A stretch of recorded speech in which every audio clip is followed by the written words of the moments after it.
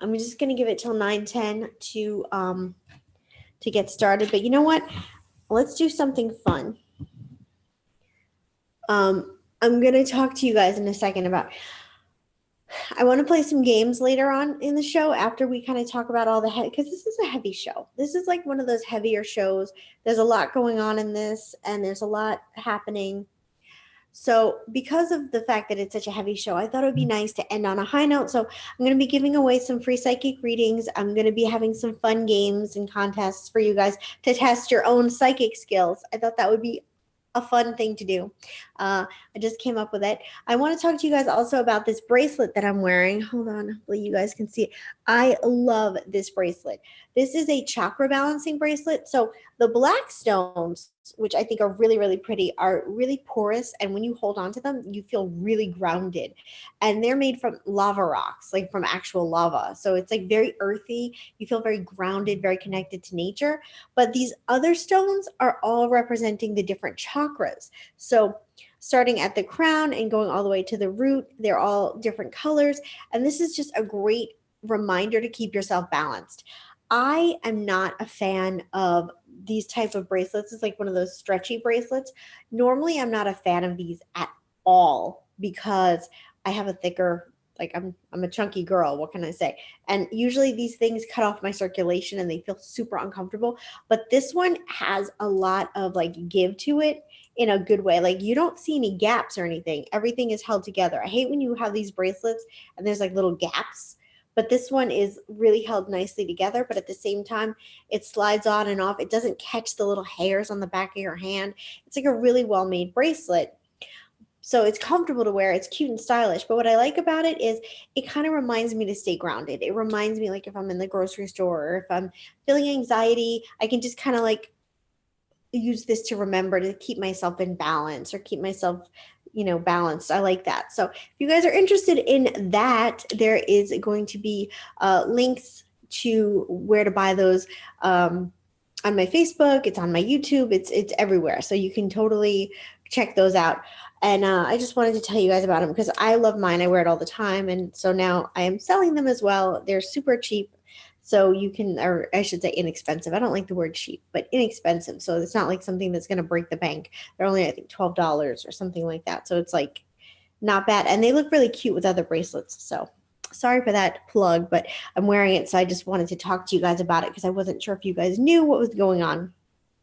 So I'm just giving a little time for people to tune in, to find me, to get going, and then once I feel like it's been enough time and everybody's kind of where they're going to be, whether they're watching me through YouTube or whether they're watching me through Zoom, which I hope they're on Zoom, but wherever you guys are, it's totally cool.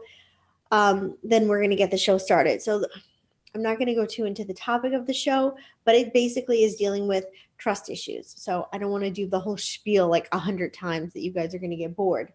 But I wanted to ask you guys some fun questions just to kind of warm you guys up, warm myself up. Since it's Valentine's Day, I thought that I would ask you guys what your favorite horror movie is. I was thinking about this today when I was in the shower. Getting ready to put myself together to come over here. I was thinking about this and I was like, oh, I wonder like what my favorite horror movie is. Cause I do like horror movies. I don't like violent horror movies or like slasher. Is this bothering you guys? If it's in the frame, let me know.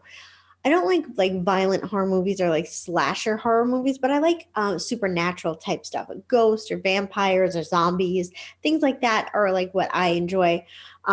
I also like suspenseful movies and thrillers, but like I was thinking about the horror movies that I love because I just saw recently Killer Clowns from Outer Space, which is like an 80s like B movie, but it's such a classic. It's such a cult classic. So it got me wondering what your guys' favorite horror movie is. Like, do you have a favorite horror movie? It's okay if you don't. A lot of people don't like horror movies, and that's cool. But it just started to get my brain going and wondering like what horror movies you guys were into, what you liked, what you were like a fan of. Somebody just wrote something. Oh, Wait Until Dark with Audrey Hepburn. I've never seen that. I'm gonna have to check that out. If that's a recommendation from Lois, you have good taste. So I'm gonna check that one out.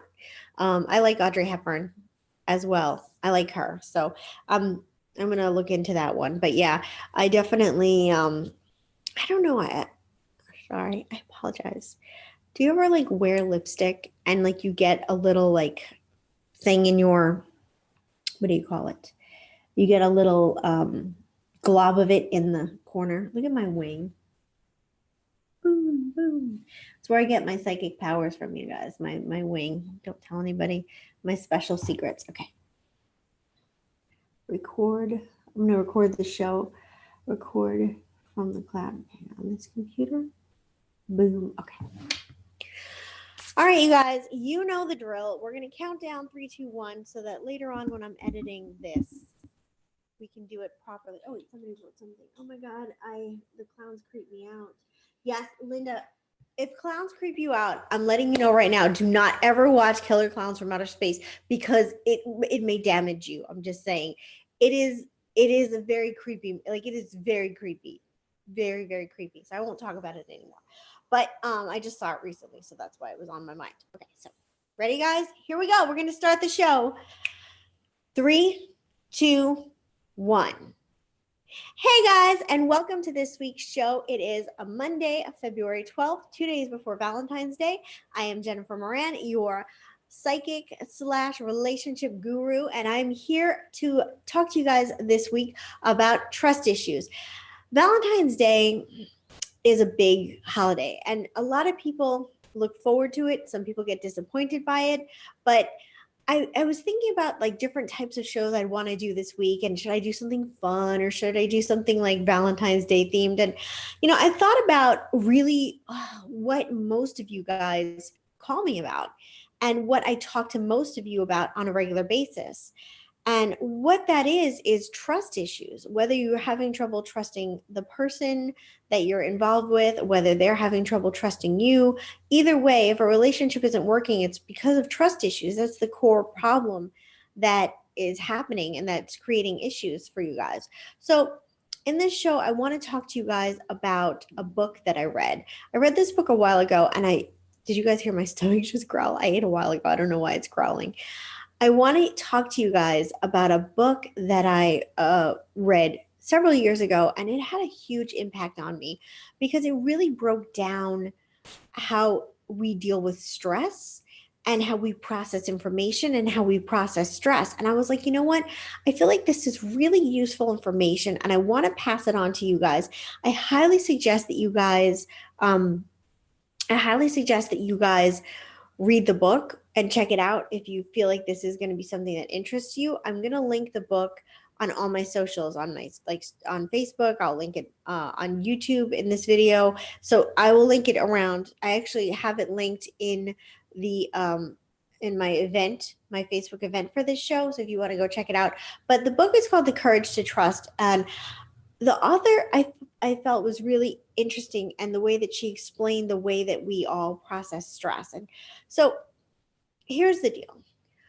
When we're all faced with stress, whether it's anxiety, fear, anger, whatever it is, we have different methods of dealing with it. And it's usually we fight, we flight, which is running away, or we faint or freeze. So fighting, the people who are fighting are the people who get super defensive.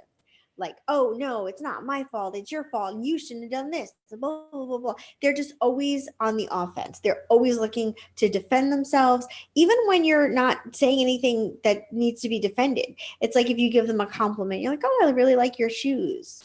Oh, what do you mean? Well, what do you like about them? Like, why do you like them? It's like, oh, calm down, But those are the type of people that I'm talking about who have the flight response. Whenever they feel stressed about anything, whenever they feel scared or whenever they feel overwhelmed, they get into that fight mentality, and they will just automatically try to flip things around on you. They'll try to make it your fault, or they'll try to just defend their actions. Like, yeah, so I punched him in the face. Well, he was making me upset. What am I going to do? I'm going to punch him in the face. This is what I do. It's like they try to justify their anger or justify their bad behavior, and they'll argue with you about it rather than just saying, you know what, wow, maybe I shouldn't have done that. The second reaction is to run. These are the people that when you try to confront them about something, they run away. They avoid like crazy. So if you try to talk to them, they'll say, oh, I can't talk right now. I got a phone call, or, oh, I need to go to the store, or, can we talk about this later? I've had a rough day and I just can't deal with this right now. And they're the avoiders. They just do not want to deal with it. Whenever they feel stressed, they try to avoid the situation. These are people that might be introverts. They don't want to socialize because they're afraid of what could happen. Whenever they feel stress or fear, anxiety, they're not going to run into the fight like the fighters. They're just going to try to like run away as much as they can. And these are people that can be hard to deal with because it's tough to pin them down so you can actually have a talk with them. They're very afraid of confrontation. The next one is the people who freeze. Now, when I talk about people who freeze, they're people who, when you're trying to talk to them, they just glaze over. You're trying to say, hey, you hurt my feelings, or hey, why did you do this? Like, I told you not to leave this out. It's going to spoil. Why did you do that? And they just freeze. They go into this zone where everything around them shuts down, and they get this glazed look in their eye, and they just like, they go into almost a trance because they can't deal with the stress. They can't deal with what's going on. So they kind of retreat within themselves. They don't necessarily run away because they're too afraid to. They don't fight because they're too afraid to. They just sit in that freezing kind of state. The last thing is the fainter. Now, the fainter, you could faint, but they're people who usually allow themselves to be physically overcome by stress. So they might faint, they might throw up, they might, go to sleep if they're stressed out, or they'll do whatever they need to do physically to avoid that stress. So they're going to run into whatever is going to take them, like, oh, I have a headache right now, or I'm sick, or whatever the case may be. And it's because they usually genuinely do feel what they're saying is ailing them. They do genuinely feel the headache or the throat ache or the stomach ache or whatever. It's not like they're lying, but it's brought on by the stress. It's like a psychosomatic situation. So an easy way to remember these 4 types is to put animals in them. So when you think about the fighter, think about a grizzly bear. That bear is ready to fight. He's going to maul you with his big claws. When you think about the runner, think about a cheetah, somebody who just zooms right out of there. Like, they can't deal with it. They don't want to handle it. Another one you could think about is a rabbit.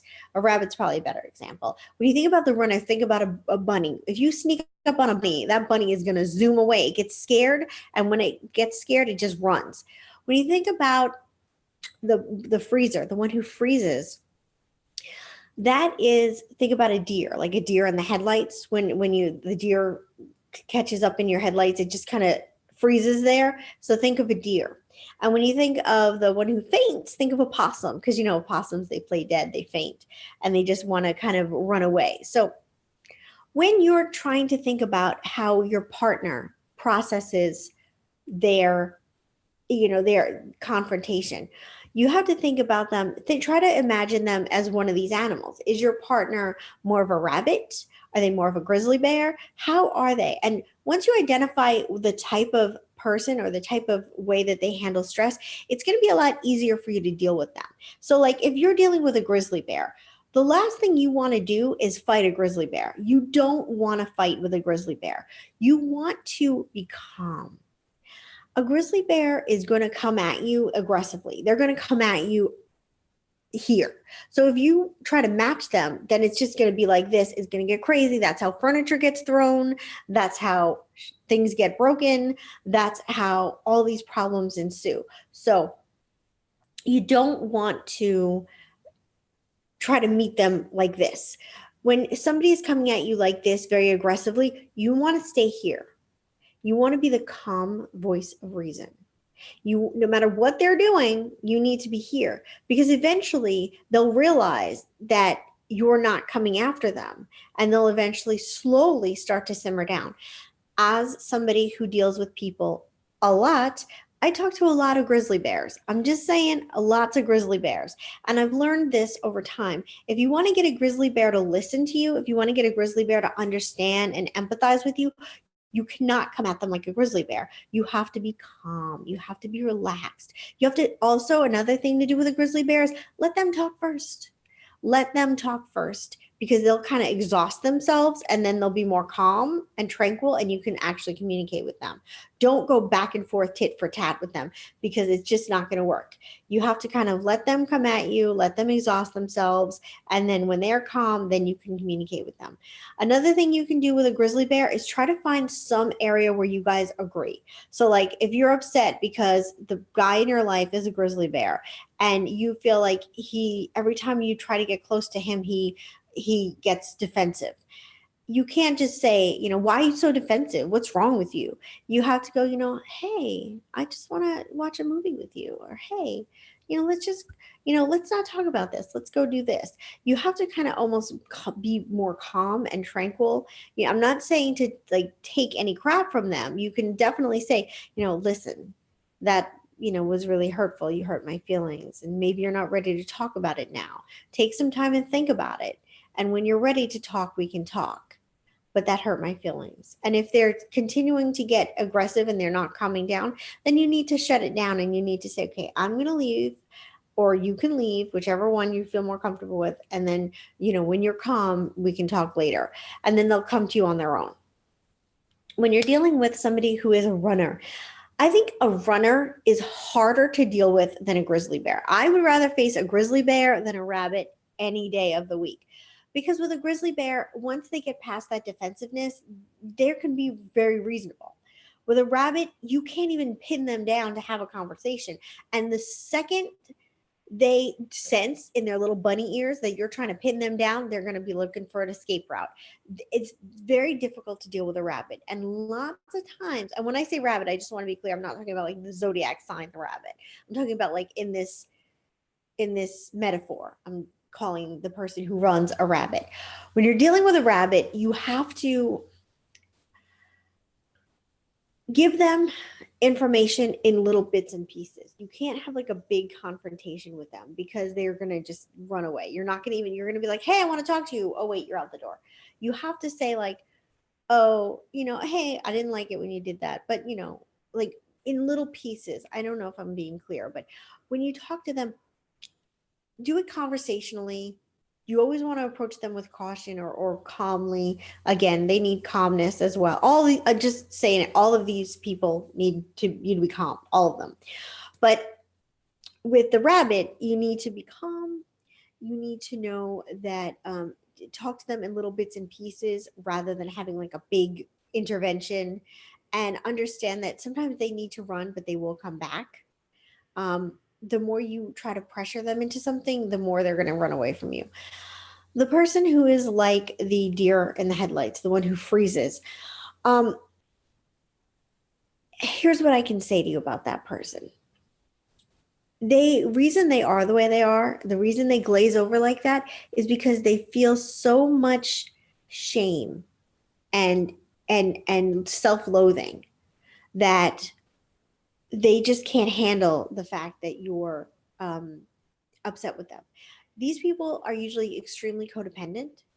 These people are very their self-esteem is like hanging on by a thread a lot of the time, and they just don't have a good sense of self-worth.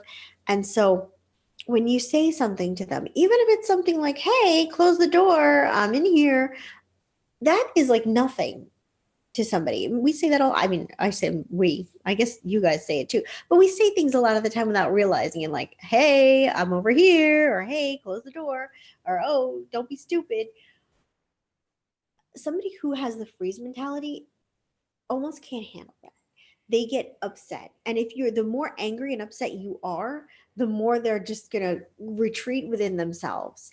And the more they're going to just, it's not like they're not listening to you. I want to be, they are listening to you. They are listening, but there's two voices going on in their head at the same time. There's your voice, which is like, hey, this has really upset me. Why did you do it this way? And I'm really upset about this, blah, blah, blah. And then the other voice that's in their head at the same time, which is, you're an idiot. You're horrible. You're a terrible person. You should never have done this. You don't even deserve to be alive right now. You're just a jerk and I can't believe you. And so it's like their own self-loathing is almost drowning out the person. So they can be hard to deal with as well because there's so much self-loathing that they have that they almost like become self-centered.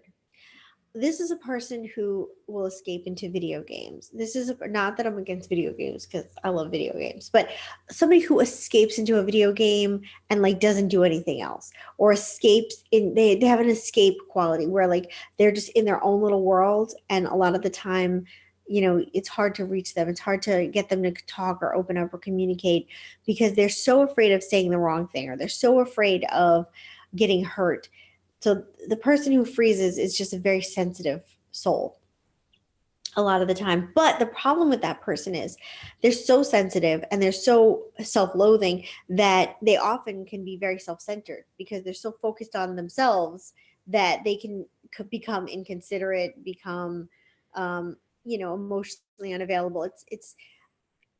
It's not easy to have a relationship with somebody like that because you're often the one who's always trying to kind of get through to them, but a lot of the time you're not getting anything out of it. It can be really difficult. And the last person is the fainter. They're another version of the runner, except for they are more willing to kind of confront a little bit, but then they've had enough. I can't talk about this anymore. It's just too much for me. I don't feel well. I have heartburn, I have a headache, I have whatever. And they'll just always find excuses to why they can't talk or why they can't deal with it. Like, I can't talk about this today. It's too intense for me. I can't do this. And that can be a hard thing as well because you're trying to communicate with them. And again, when you're dealing with somebody like that, try to talk to them in small bits, but also think about breaking up the conversation in small bits, but also try to get to the point as much as you can. We all tend to ramble. But I've adapted a thing that I tell my couples to do, that I tell my clients to do, is ask for what you need and say why you need it. Now, a lot of people will say, I don't want to ask. I want them to just know. Well, not everybody knows. People don't come with instructions, and not everybody knows. Even if somebody loves you, they may not know exactly how to make you feel better. And they may not know what to do. So you might need to say to them, I had a really hard day at work. I really need a hug. And I really would like a cup of tea. And then like maybe we can just sit and watch Netflix for a little while. That would just make me feel so much better. Most people, if they love you, will be like, you know what? Absolutely. I can follow those directions. I understand exactly what you need me to do. Point A, point B, point C. I can totally hang with that. If they say to you, I'm sorry, I can't give you a hug and I don't want to make you a cup of tea and I don't have time to watch Netflix with you because, I'm going to go build a model plane, then maybe that's not the right person for you. But if somebody loves you, they will be willing to do the simple things you ask them for.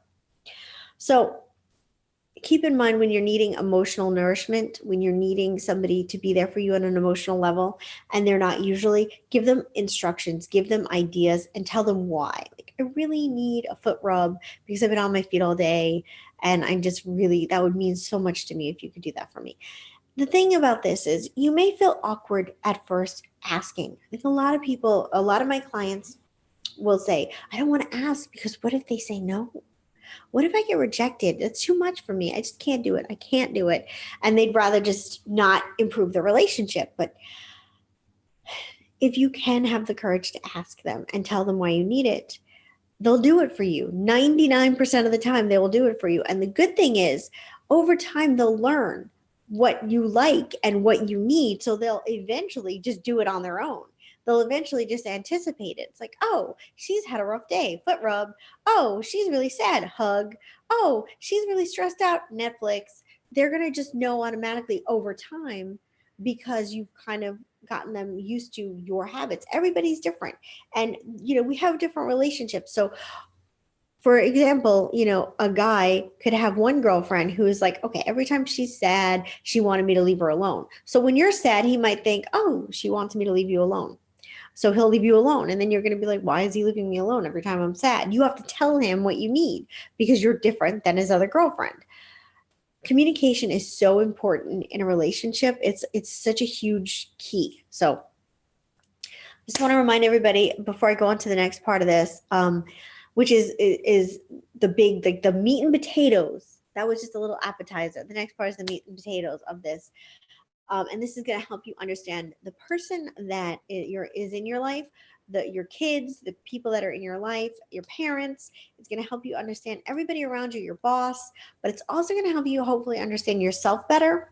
So, if you guys are on YouTube watching this, thank you for tuning in. If you're writing to me and I'm not answering you, I'm not ignoring you. I'm just in Zoom right now and I cannot do both at the same time because I only have one eye. So, if you want to actually interact with me, please come and join me on Zoom. And if you're in Zoom and you're asking me questions like somebody just did, Erica said, how do you know if someone is cheating? Wait, how do you know if someone is cheating? Someone who doesn't know how to communicate effectively. Okay, that is a good, I'm going to answer that question live. Done. I don't know how to do that. Okay, still learning how to do this software. So, when it comes to cheating, I'm going to say this. Usually you can tell if somebody, there's no guarantee like, oh my God, step 1, step 2, step 3, this is totally going to work, because there are always exceptions to the rule in relationships. But I can tell you some things. When a guy is interested in you, he's interested in you. He wants to hang out with you. He wants to have sex with you. He wants to, he might not want to hear about your day. He might not want to hear about what your girlfriend's up to, because, sometimes guys don't want to hear about that stuff, and that's okay. You know what I mean? But he's going to he's going to be pursuing you. Even if you guys are married, he's going to be trying to connect with you on a physical level. He's going to be noticing you, things like that.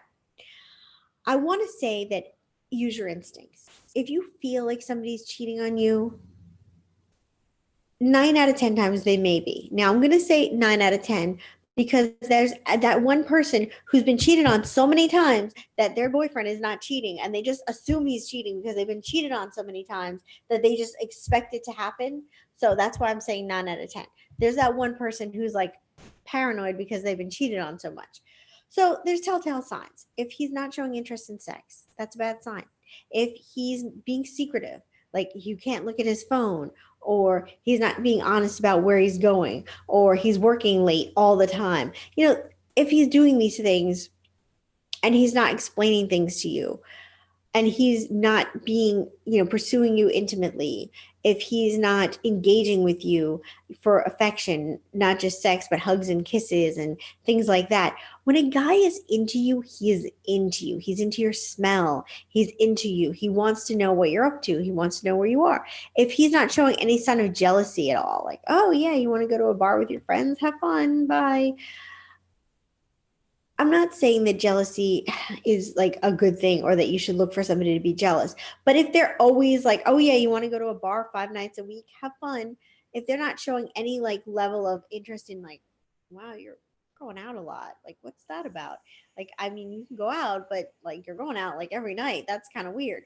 If they're not showing any interest in like your comings and goings, any interest in what you're doing, if they're not if you don't feel that connection with them the way that you did, then that's definitely a bad sign. I'm going to tell you guys, when you confront somebody and they're lying to you, here's how you test them. This is something that is very, very, very like I read about this and I forget where, but I know either the FBI or the CIA, one of these groups of important people use this. So what you want to do is you want to ask the person a series of questions, calm, relaxing questions like, oh, what'd you have for breakfast?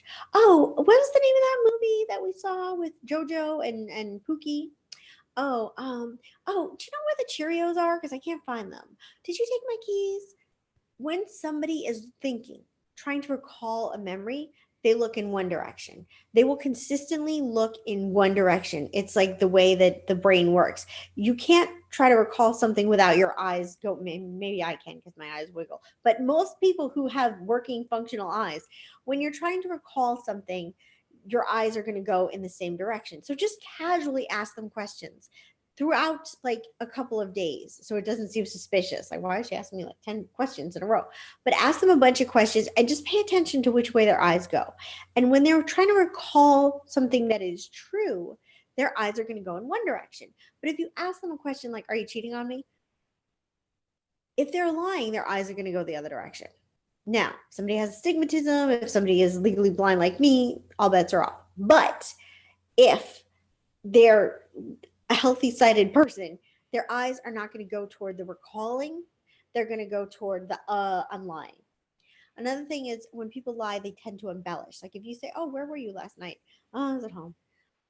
If they're lying, they'll be like, "Well, I was at home because I remember because I was watching a special on National Geographic about lions, and then I went and I made myself a tuna fish sandwich with tomatoes, but the tomato was kind of rotten, and then I talked to my friend Frank on the phone." It's like that is a liar right there because you are embellishing the story, trying to really get it going. Another thing is if somebody's lying, they often will use more proper English because they're trying to.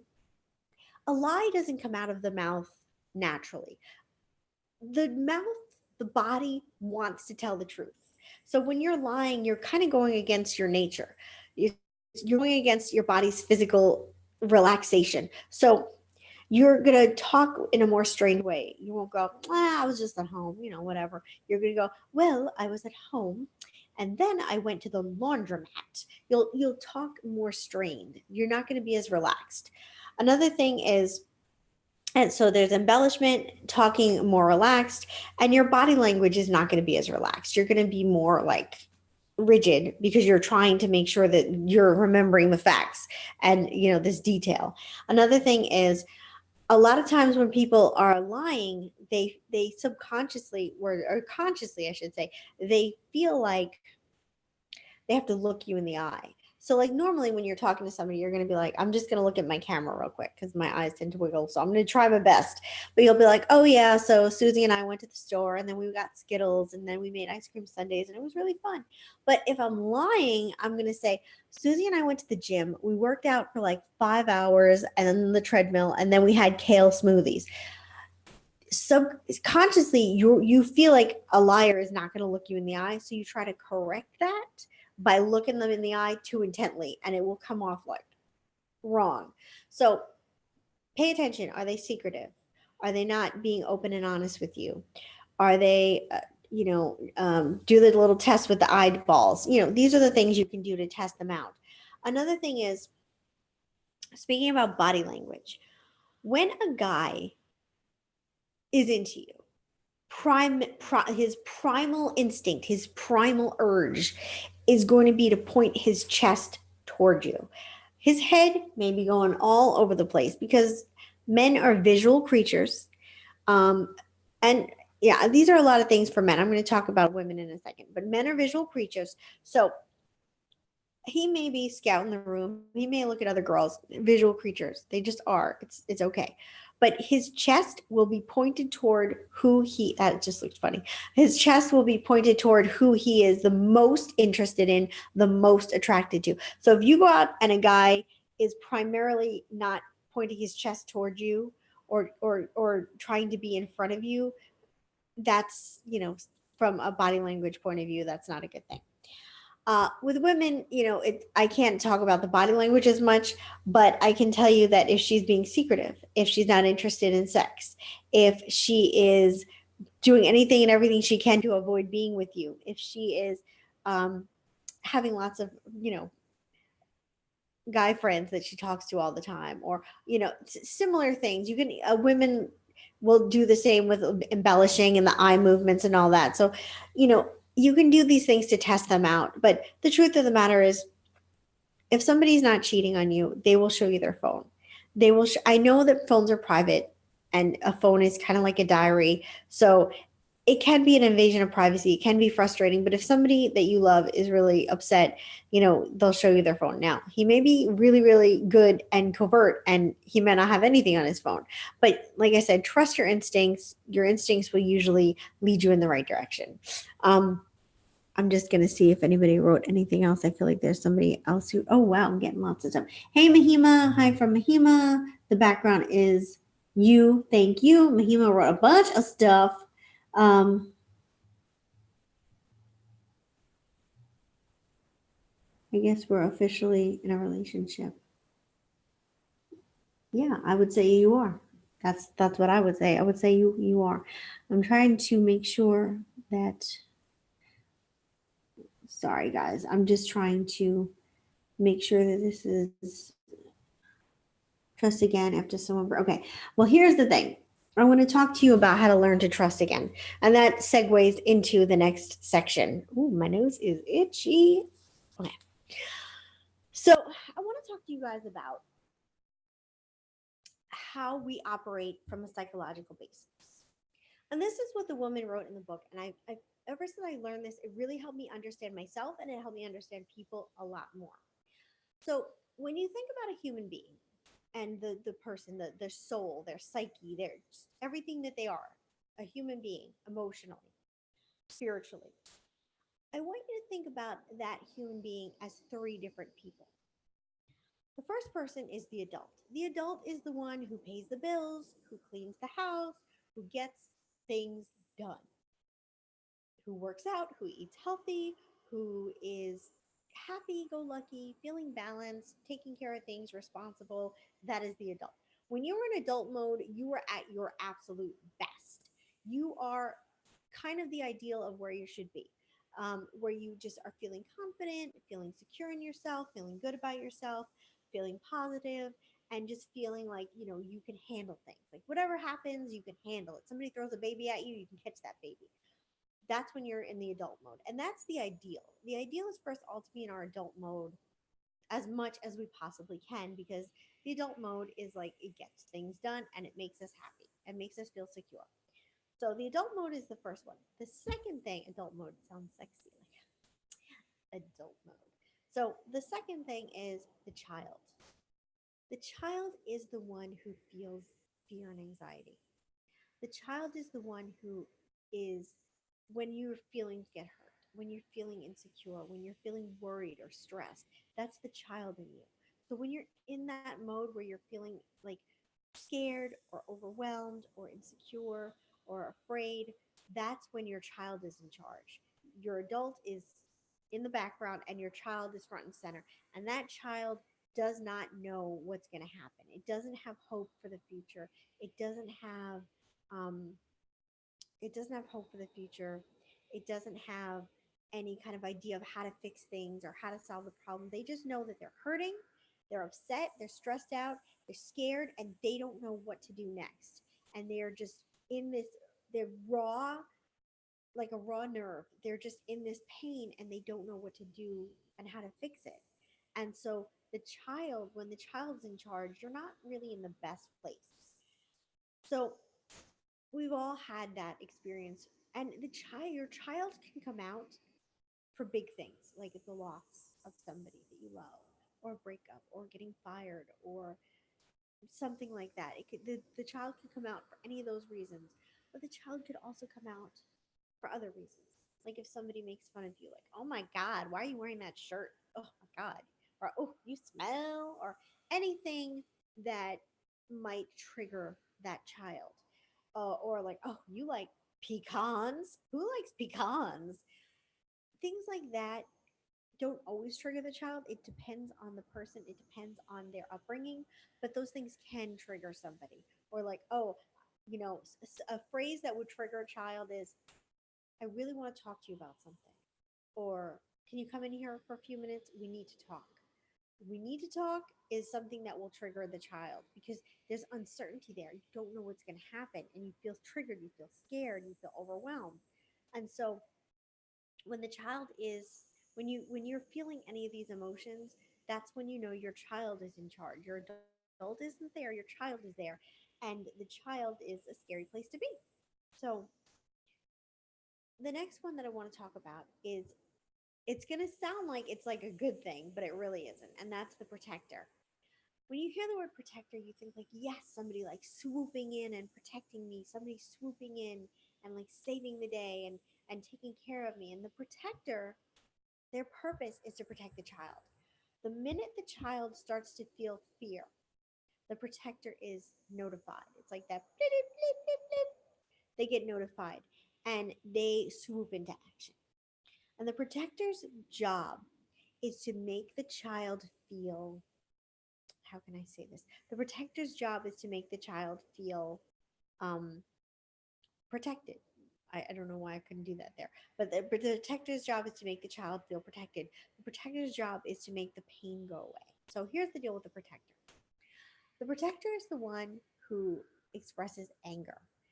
Anger, resentment, vengeance, um, any of those really low lying negative emotions. That's when the protector is in charge of you. So when you're like, oh, I just hate that person so much, and when you're having that real anger, that's the protector. But the protector, so the protector is the one who's in, like, so I'm going to talk to you guys about the four animals. The grizzly bear, when the grizzly bear is in his active state, that's the protector. The protector is like, I'm going to fight because I need to get you out of this situation. I'm going to fight, fight, fight, and we're going to get this done. That's the protector. But the protector has another side, a more quiet side, and that quiet side is the worst.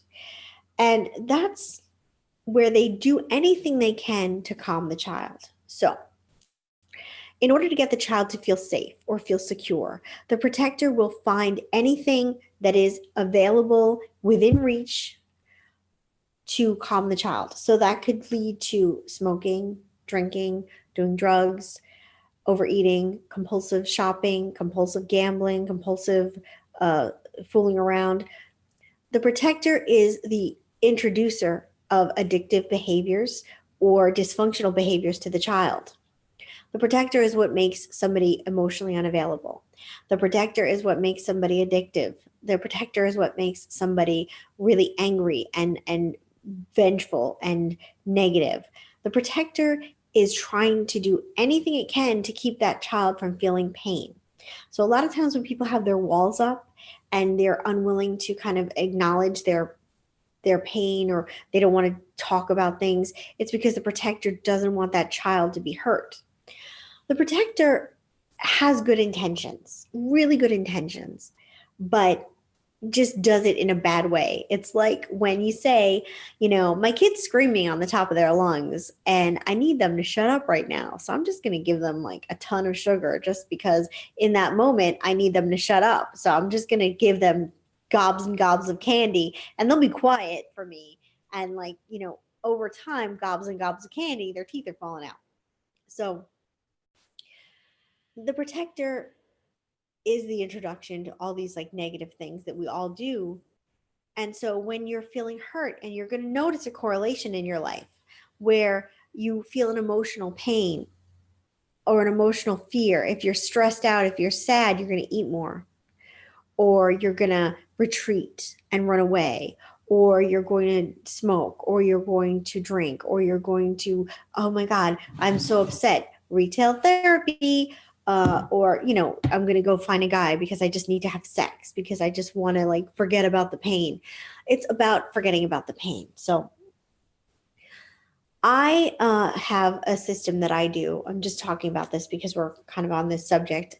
I usually don't like to shameless plug myself, but I have a system that I do, and it's called spontaneous treatment technique. And basically, what I do is I go in and I find all of those energy blockages that are caused by the protector.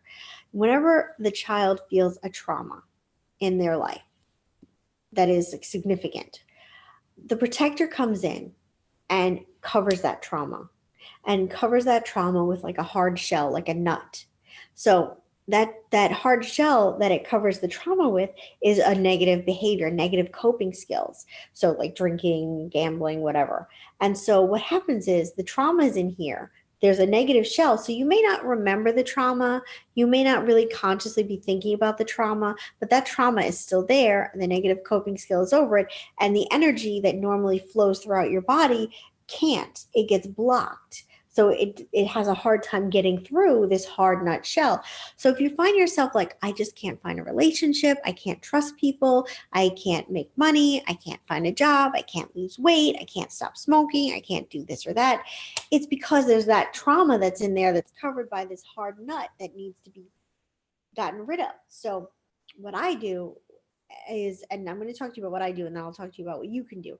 What I do is I go in there and I locate this nut that has the trauma inside of it, and I remove the shell off the nut, and the trauma is exposed. And that sounds really scary, but when we do it, it's not as bad, trust me. But we expose this, and what I do is I learn, I heal the trauma. I heal the trauma. I help you go through that. And then when the trauma is healed, that trapped negative energy is dissipated, and then there's no nut there anymore, so the energy can just flow through. So it helps you get over things. So that's what I do. And if you're interested in that, I have links on my website. You can find that website on my YouTube, on my Facebook, on my Twitter. It's everywhere. And you could book a session with me if you want to. But here's what I can tell you. When you're feeling I'm going to talk about the present, and then I'm going to talk about the past. In the present, if you feel yourself feeling afraid, if you feel yourself feeling anxious, take that time to swoop in as the adult. Don't let the protector swoop in first. You want to beat that protector as the adult and say, you know what? I'm feeling scared right now. I'm afraid about this. I have this bill due that I can't pay, and I don't know how I'm going to pay it, and I'm nervous about this. So I'm feeling scared, but you know what? Instead of letting myself get really worked up about this, instead of letting myself have 20 cupcakes because I'm really stressed, I'm just going to try to find a way to to deal with this. I'm going to either talk to a friend, or I'm going to try to research solutions. I'm going to do something to fix this. Or I feel really hurt because, Susan didn't like my dress, and she made that comment and said I look like a fourth grader, and that really hurt my feelings. I don't like that she said that. It made me feel bad. And I'm not gonna throw that dress out, and I'm not gonna stop wearing that dress. I like that dress, and who cares, if Susan doesn't like it. I like it. And that's okay. That not everybody's gonna like what I like, but it's okay. So go in as the adult and swoop in and rescue the child yourself. Don't let the protector do it.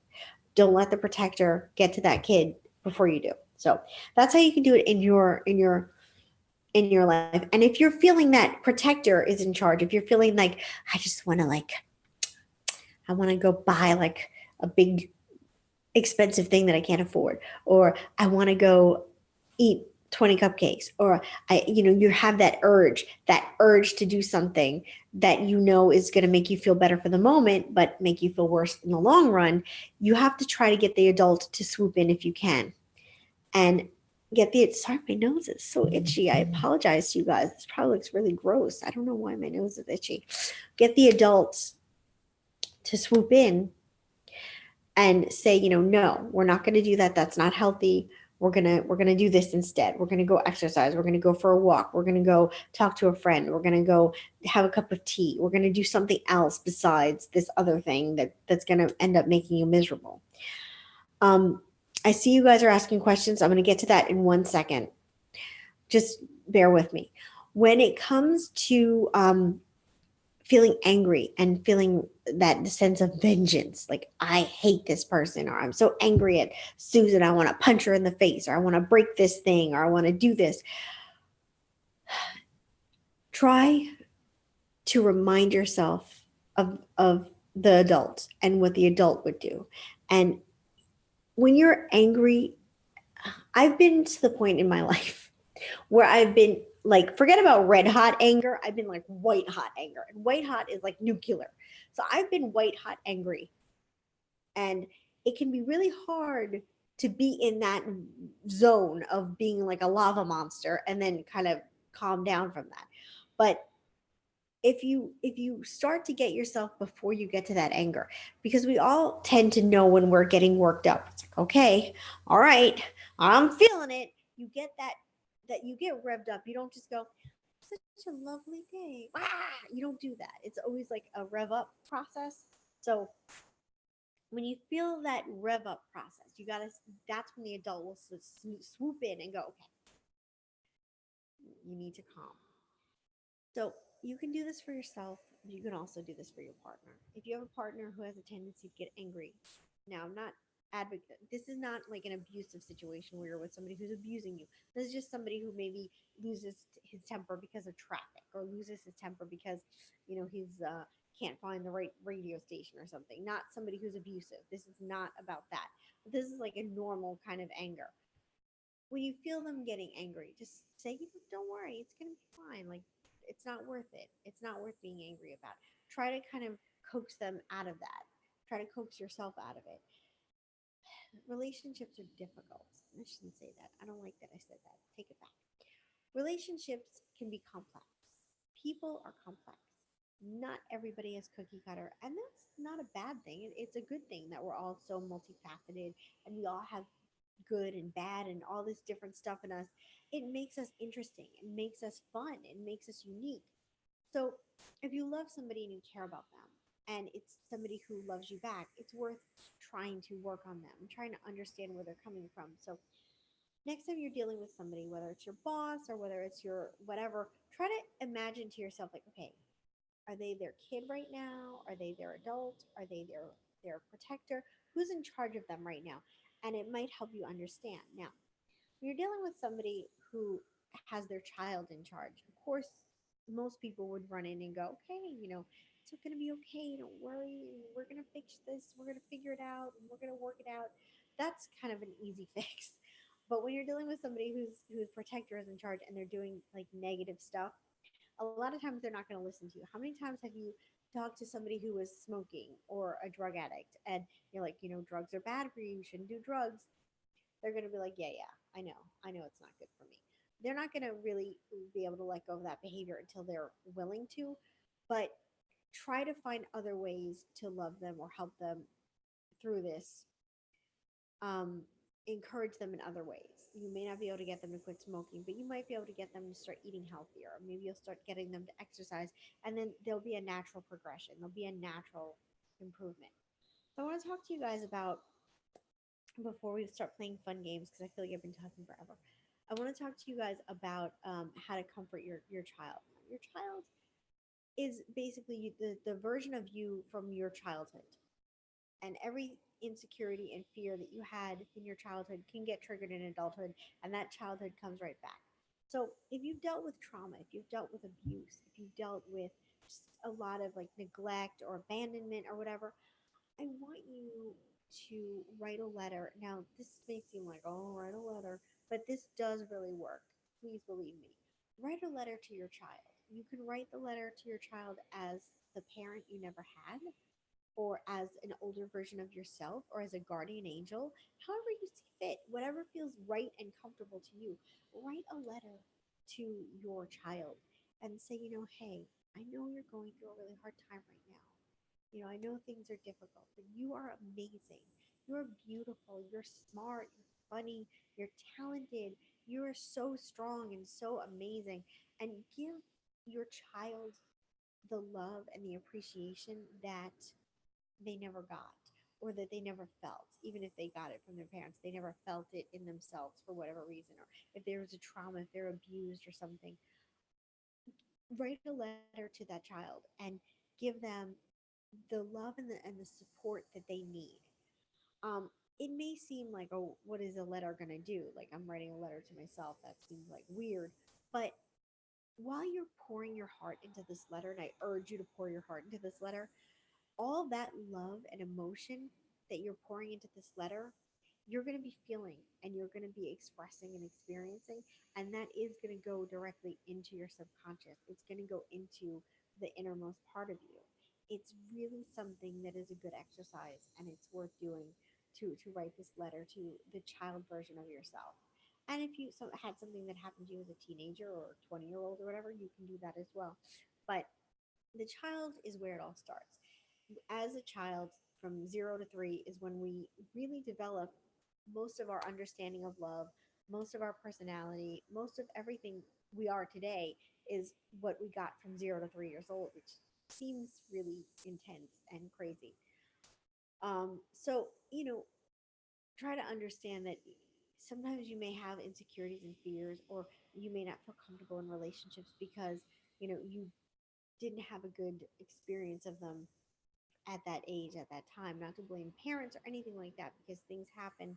And, a lot of times if you have a parent who wasn't the greatest, it's because they had a parent who wasn't the greatest, and they had a parent who wasn't the greatest. And these things cycle through. But whatever the case is, just understand that you can work through these things, you can get past them. I'm just going to check questions real quick. And I know this was kind of a heavy show. Um, we talked about a lot of different things, but whether it's about cheating or lying or whether they're going to commit or not, any of that stuff, it all boils down to your self worth and how you process stress and how they process stress and understanding what's going on in their head. And I think that maybe if you understand what's going on in their head more, you'll be able to understand and interpret them more. So I'm just going to read questions real quick. Tough time hearing you. Please increase volume. I'm so sorry, Linda. I don't know. She knows company coming and good things. Oh, well, thank you, Linda. That's that's awesome. I'm happy to hear that. Cool beans. Good things coming my way. Um, I'm just seeing answer live. I'm just gonna share these so you guys can see them all. I didn't realize I had to do that. Oops. Sorry, guys. And then we're gonna play some. So I don't know if anybody else has any questions. Let me just get my night. I don't know if anybody else has any questions. Let's see, Mahima. Are we saying we were not in a relationship, so it is okay? He wasn't cheating. Well, that's a hard one because if you don't have defined, like if you're not, see, how can I say this? Everything can be in gray areas. If you say, okay, we're not in a relationship, but I'm not going to sleep with anybody else, and I don't want you to sleep with anybody else, and he sleeps with somebody else, whether you're in a committed relationship or not, it's considered cheating. But if you've never talked about it, like, hey, I don't want you to sleep with anybody else, and I'm not going to sleep with anybody else, then it wasn't really cheating. The adult, the child, or protector when he did that. I would definitely say the protector for sure. I don't think it was the child. I think it was the protector. He was in a lot of stress at that moment and he just felt really overwhelmed. And I think he just took like his adult went out the window and the protector was like, we're just going to do this. We're going to have fun. Denise, thank you for being here. Oh, what do you do when you experience such severe trauma as an adult that everything you ever did, sorry, knew, trust people? Okay, well, I'm just going to share this so you guys can read this. For signals to do something unvalid. Okay. So, Denise, here's the thing. When you deal with trauma, and you feel like you're in a relationship and you're getting abused or trust is broken, it can be really hard to overcome that. The first thing that I would tell you to do is the trauma that you're feeling, give yourself time. Don't feel like you need to rush to a relationship. Give yourself time to be single. Give yourself time to build yourself up. When you're dealing with this kind of trauma, it's like somebody poking holes in your self-worth. You need to have time for that to grow and to improve. So work on yourself. And what I mean by that is be easy with yourself. Take time. Do things that you like. Do exercises like writing in a journal or, writing letters to yourself, even if it's not as a child, yourself as the person who is in this relationship being abused. Give yourself the support that you didn't have. And it does make a difference. It does. But mostly just give yourself time. There's no reason on earth that you have to rush into another relationship. And even though you feel like at this point you never want anybody to get near you again, you will. It's just going to take time. Another thing that I can say to you is when you do decide to start getting into a relationship again, go slowly. Get to know the person. Really get to know them. Ask questions. I'm going to say to you guys right now, nobody you meet is ever going to be like, "Hi, I'm Sheila. I am so crazy. I will totally smash your car windshield. I'm totally going to slash your tires. I might put bleach on your clothes. I'm also going to cheat on you with 5 different guys and maybe get you fired from your job." Maybe. Nobody's going to say that. They're all going to be like, oh, just a really good person, just looking for love. And just I've been hurt before. And, nobody is going to really, everybody puts their best foot forward in a relationship. When you meet somebody, you like them, that the sparks are flying, they're trying their best to impress you. So they're going to try to suppress all the craziness. They're going to try to suppress it. And they're going to try to show you the best part of themselves. And that's why a lot of relationships don't last long, because once you get to know the real person, you're like, who is this? And I don't want this anymore. So take your time, go slow, be willing to go so slow. You don't have to rush, and take your time. And also be aware of the lessons you learned with the other relationship. So, like, be aware. I'm not saying by any means to be paranoid, but like, if you see similar patterns, you want to address that. Now, I shared a video on my Facebook page with you guys, and it was all about how we fall in love and why we're attracted to good people, and or why we're attracted to people we're attracted to. And it talked a lot about how we learn love from our parents, and we learn about love from the way that they experience love with each other. So if you have parents that have a really healthy marriage and they loved each other and it was really great and stable, then you're probably going to really be attracted to great stable people, because that's what you learn growing up, as like the stability and structure and communication.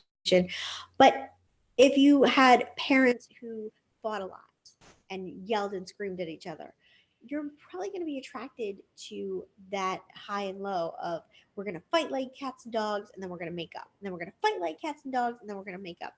And you're not going to really be attracted to somebody who's strong and stable, because it's going to feel awkward and weird to you, because it's not what you were raised in. It's not what you're used to. And it's going to take you time to kind of overcome the dysfunction that you experienced to get to the point where you're ready for something more stable.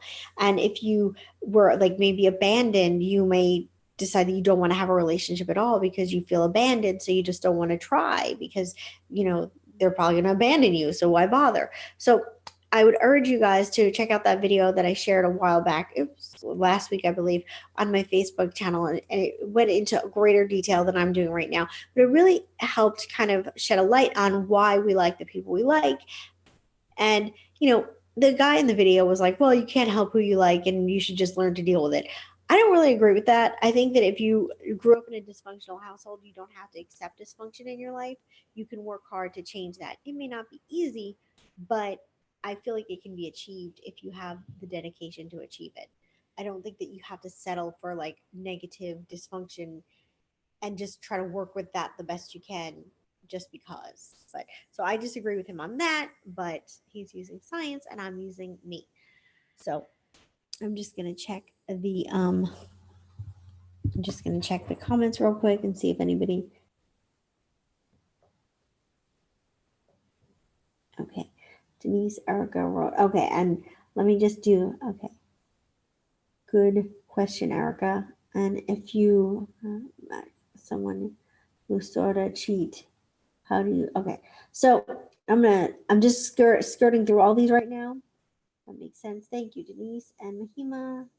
On Valentine's Day. What about the situation I'm in? Okay, so I'm just going to share these so you guys can read them, because I'm not reading them out loud very well.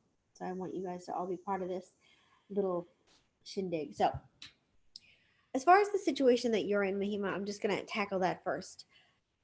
I would set boundaries. I would say, listen, we don't have to be in a relationship, but I would like us to have an understanding that I'm not going to be with anybody else and you're not going to be with anybody else. And if you meet somebody that you want to be with, you need to let me know, like, hey, I want to be with this person. I will deal with it at that point. But I don't want to be with you unless I know that you're the only one and you're not with anybody else, because times is crazy. As far as Valentine's Day, I would say the best thing to do is to do something that you really enjoy. I don't think you have to go to a bar, or you have to go see a chick flick, or you have to like do something Valentine's Day themed if you don't want to. If you want to and you really are into that stuff and you and your friends are like really wanting to go do those things, then definitely go do those things. But I don't think you need to adhere to like stereotypes or adhere to a certain type of thing. I think you need to make that holiday yourself, your own. And if you guys want to hang out and spend time together, then you could totally just do your own thing. Like maybe you want to go see a horror movie, or maybe you want to go get your nails done or your eyebrows waxed, or maybe you want to hang out in somebody's office for a while and eat pizza or whatever. I'm just saying those are like random ideas. It's not something I'm doing on Valentine's Day or anything, but I'm just saying.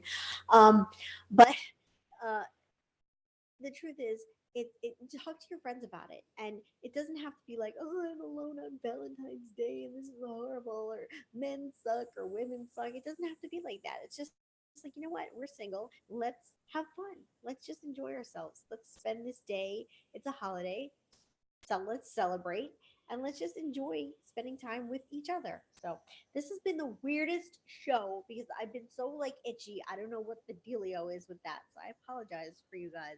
But I feel like little. There's no bugs in here or anything. I don't know why I'm like itchy. If I'm allergic to something I put on my face or what. So we did a lot of heavy stuff. I'm just gonna check questions one more time, and then we're gonna start getting going with. And you guys on YouTube, whoever's watching on YouTube right now, I urge you to come forth on Zoom. Come to Zoom. Come to your mama, and we're gonna be playing some fun games, and people are gonna have a chance to win some free readings. So, sorry, I have like a. Okay, I keep saying people are asking questions, but I don't know. What is the name of the book again? Okay, the name of the book is called The Courage to Trust. I have a link to it in the Facebook event. So let me just do these options because I want to see. Um, the book is called The Courage to Trust by Cynthia L.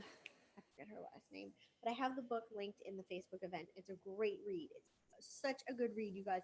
And it's not like a thick book. It's like 150 pages or something, and it's like really really good. It really is a helpful book if you feel like you don't trust and you want to learn to trust, if you feel like you know somebody who has trouble trusting and you want to help them or encourage them. It would be a good book. I'm not making like a commission off this or anything. I just really like the book. So we're gonna do something fun right now, babies. I'm so excited because I want to test. I apologize for that hideous noise that you guys just heard. I want to test your skills as a psychic. So we're gonna play a game. I'm gonna write a number from 1 to 10 on a piece of paper, and whoever guesses this number first, you can guess multiple times until somebody's right. Uh, Try to do it in chat though, you guys. Don't ask a question. Do it in chat because chat's more like immediate. Asking a question, I'm gonna have to like go in and approve it. So just do it in chat. Do it in the chat section. Um, I'm going to write down a number on a piece of paper and I'm going to send it to you guys. And whoever guesses this number is going to win 10-minute free reading. So, ready? Okay. If you don't want the 10-minute free reading, then you can just still play for fun and you can give the reading to somebody else. Or I don't know. We'll work it out. But I just want to do this. I think it'll be fun. So I'm going to write the number down right now. I'm not going to talk because I'm going to be transmitting it to your psychic brain. Ready? And go.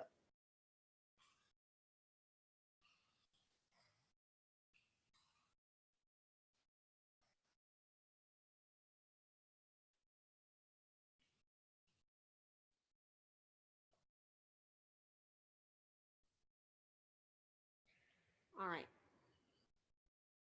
Did everybody get a chance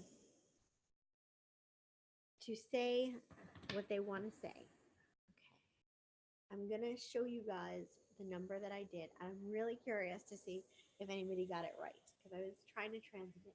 Ready? I'm going to show you guys right now. The number, oh, you guys can't see it at all. Wait, there you go. Can you guys see it? It's the number 3. The number 3. So now I'm going to go check the patterns. So we have 6, 8, 5, 3. Okay, from Erica. Erica, you win 10-minute free reading. Congratulations, Erica. So we're gonna do another one. Erica so far won one. I'm gonna do another number right now. Hold on. We cleanse my energy.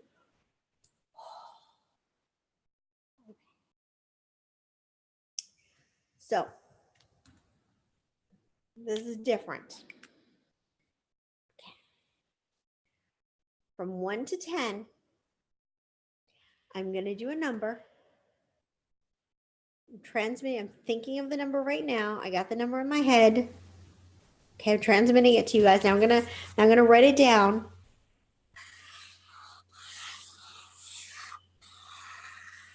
Okay.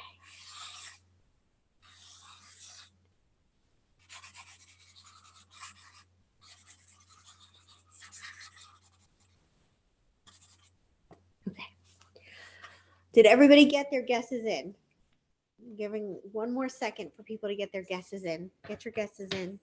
Transmitting. Okay. Oh, I didn't show it to you yet. It's the number 8. The number 8. Woo! Okay. So let's see who got it. Ooh, somebody got it. Who was that? From Alia. Alia, you won. You won. The Erica won 10 minutes, and Alia, you won 10 minutes. So we're doing good. So we're gonna do. Hopefully, you guys are answering in the chat, because I won't be able to see it if you're asking it in a question. So just click on the chat. If you can't see your chat window, if you click on the screen with your mouse where I am, you'll see something pop up along the bottom. It's a bar, and there's going to be something that says chat. If you don't see a chat window, click on that, and the chat window will show up. So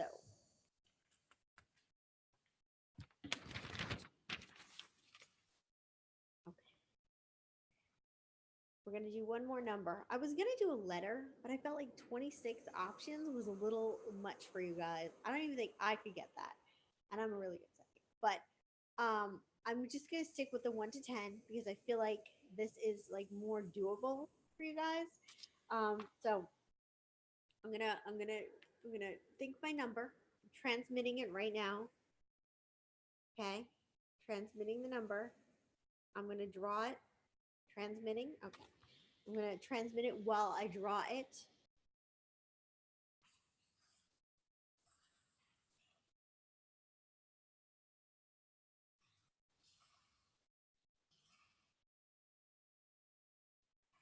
Okay.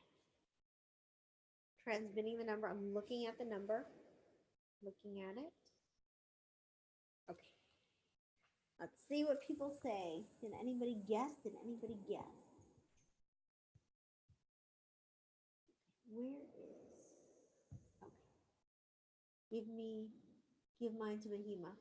Okay, so Erica, Mahima can have yours. Okay, so Erica, so Mahima, you get 10 free minutes. Okay, so thank you, Erica, for smiling. Okay, so you guys, nobody got this yet. You need to keep guessing.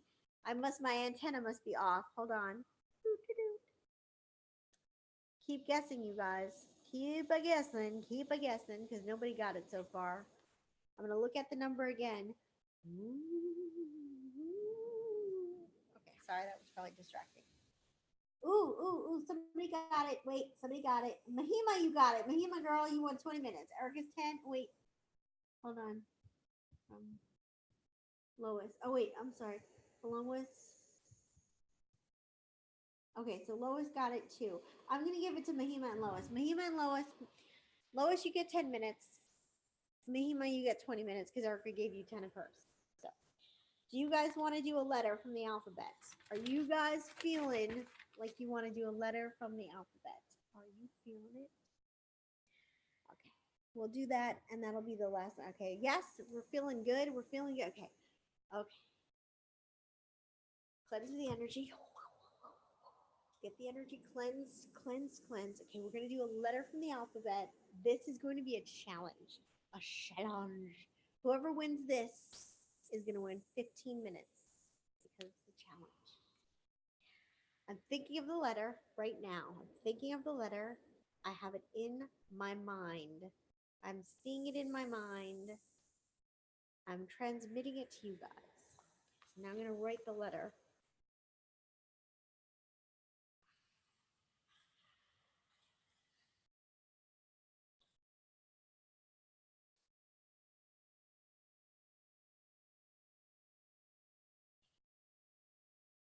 Okay. I'm going to look at it.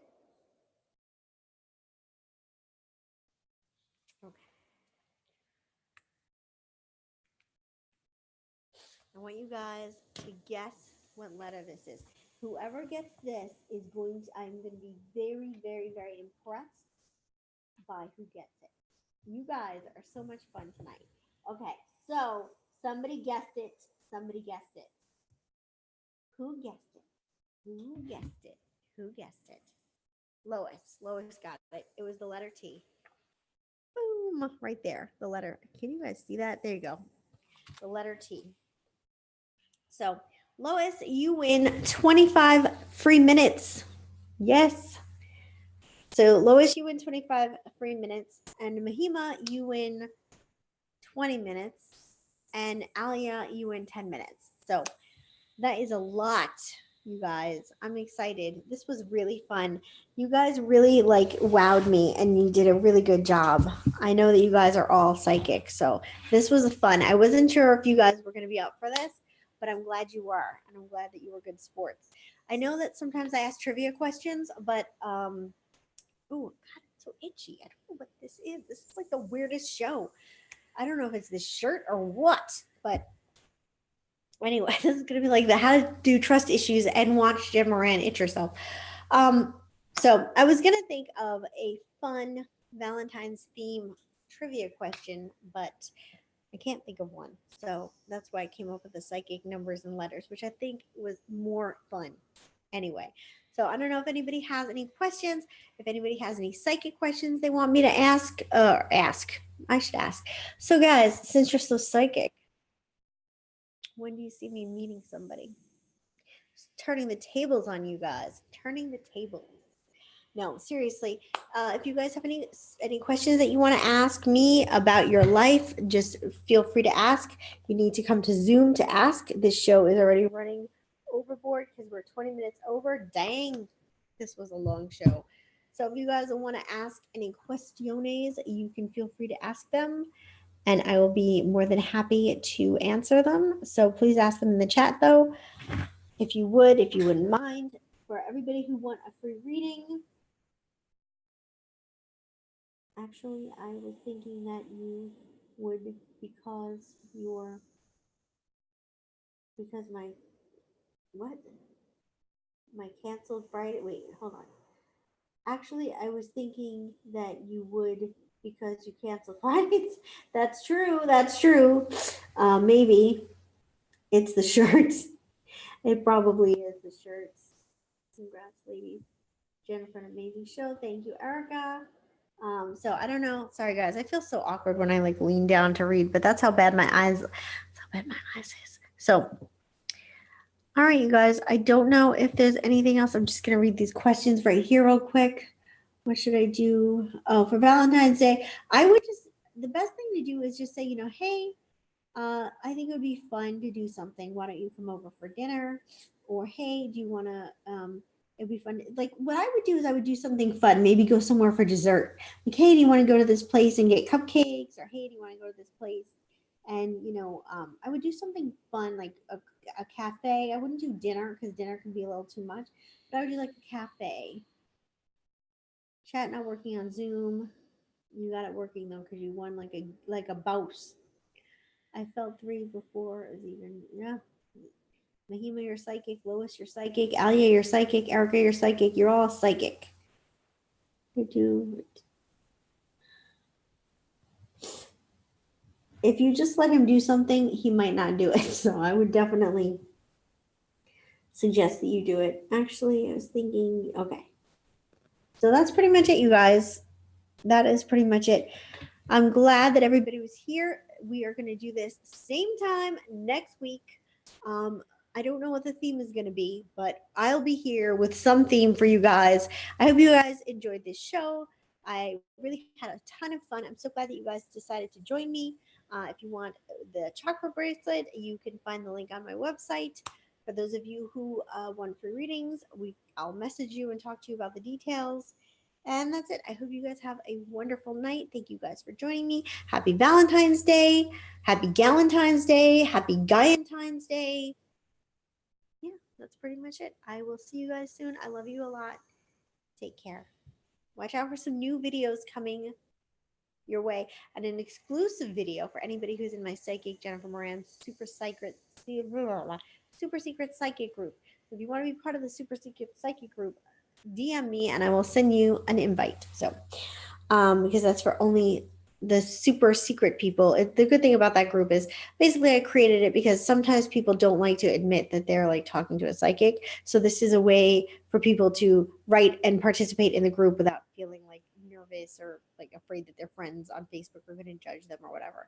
It's like a safe haven for you guys. It's also a place that you guys can feel free to express yourselves about anything, ask a question, show some artwork, show a picture like, hey, what do you guys think of this selfie? Or hey, does anybody know how to do this or that? It's just a group for you guys all to connect with each other and help each other and support each other and all that jazz. But there's a fun video that I have for you guys coming this week specifically just for that group. So if you want to see that video, you need to be part of that group. So that's it, you guys. I will see you soon. I love you lots. Take care.